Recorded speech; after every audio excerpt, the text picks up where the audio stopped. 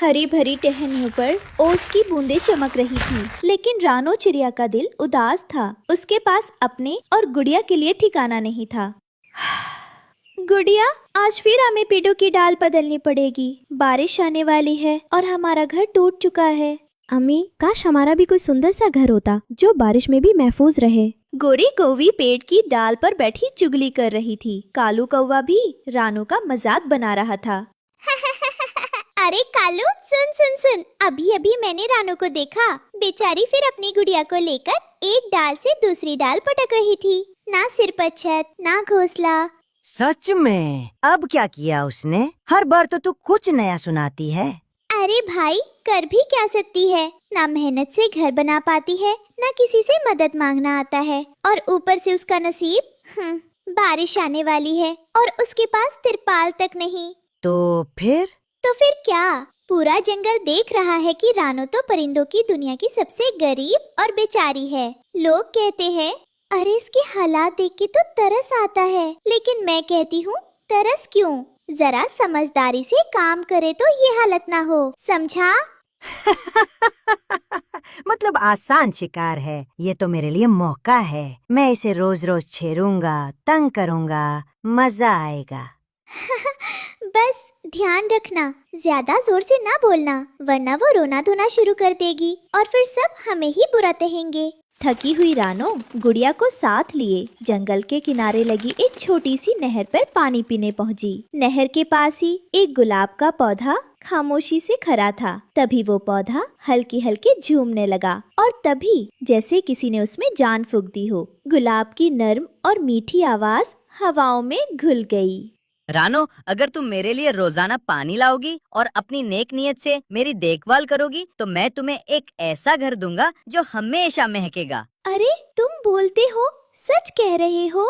हाँ, मगर शर्त याद रखना, इस घर को किसी बुरे दिल वाले को मत दिखाना। दिन गुजरते गए। रानो हर सुबह गुलाब को पानी देती, उसकी मिट्टी बदलती। उसकी मेहनत और सब्र ने गुलाब को और भी चमका दिया। अम्मी, गुलाब की खुशबू तो पूरे जंगल में फैल रही है। हाँ बेटी, ये खुशबू हमारी मेहनत की इनाम है। एक सुबह जब सूरज की किरण गुलाब की पंखुड़ियों पर पड़ी तो उनमें से एक सुनहरी रोशनी निकली और देखते ही देखते रानो के सामने खड़ा था एक छोटा सा लाल घर जो गुलाब की महक से महक रहा था।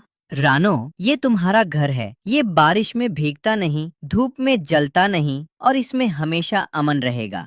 शुक्रिया, ये तो मेरी जिंदगी का सबसे बड़ा तोहफा है। लेकिन खुशियों की खुशबू दूर तक जाती है और कभी कभी वो बुरे दिल वालों के कानों तक भी पहुंच जाती है। रानो के गुलाब के घर की महक जंगल की हवा के साथ फैलते फैलते गोरी कौवी और हरियाली तोती के कानों में भी जा पहुंची। अरे सुन हरियाली, तूने सुना?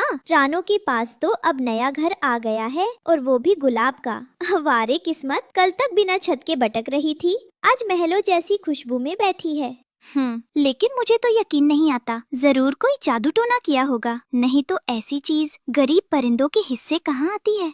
और देखना, ये बात जैसे ही कालू के कान में जाएगी ना, बस वो इसे चैन से जीने नहीं देगा। पास ही एक ऊंची डाल पर कालू कौवा उनकी बातें सुन रहा था। तो ये बात है, गुलाब का घर। हाँ, ये तो मेरे पास होना चाहिए। मैं इसे हड़प लूंगा। अरे अगर कालू सच में इसे ले भी ले तो फिर हम सबको मुंह ताकना पड़ेगा, है ना?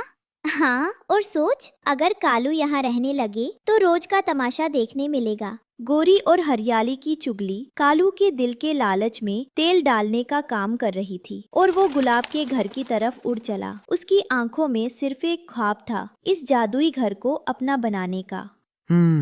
रानो और उसकी गुड़िया कहीं नजर नहीं आ रही। बस यही सही मौका है। वो धीरे धीरे डाल से उतरकर गुलाब के घर के पास आता है। वाह, ये खुशबू! अगर मैं यहाँ रहूंगा तो पूरा जंगल मुझसे जल जाएगा। वो पंख फैलाकर घर के दरवाजे को छूता है और उसी पल गुलाब की बेलें जैसे जिंदा हो जाती हैं। तेज नुकीले कांटे उसकी हाथों में चुभ जाते हैं। आह, ये क्या जादू है? कालू, ये घर सिर्फ मेहनत, सब्र और नेक दिल वालों के लिए है। जो अपने पंखों से मेहनत की उड़ान भरते हैं वही इसकी खुशबू महसूस कर सकते हैं। लालच और चालाकी से हासिल की गई चीजें कभी चैन नहीं देती। तुम्हारा दिल साफ नहीं, तुम्हारे इरादे जहरीले हैं और इस घर में जहरीले इरादों की कोई जगह नहीं। मैं सिर्फ ये सोच रहा था कि अगर मेरे पास भी ऐसा घर हो तो जंगल में सब मेरी इज्जत करेंगे, पर शायद मैं गलत था। इज्जत अच्छे कर्म से मिलती है कालू, चोरी और लालच से नहीं। कालू गहरी सांस लेता है, अपनी चोंच जमीन पर झुकाकर रानो की तरफ देखता है। मुझे माफ कर दो रानो, मैं आगे से तुम्हें तंग नहीं करूंगा, बल्कि अगर तुम्हें कभी भी मदद की जरूरत पड़े तो मैं कोशिश करूंगा कि तुम्हारे लिए कुछ अच्छा कर सकूं। गलती मान लेना ही असली जीत है कालू। और इस तरह रानो चिड़िया ने सीख लिया कि सब्र और मेहनत से मिले घर की खुशबू सारी उम्र दिल को महकाती है। इस कहानी से हमें सीख मिलती है कि मेहनत से मिले सुख में बरकत होती है और लालच से मिली चीज में कभी चैन नहीं।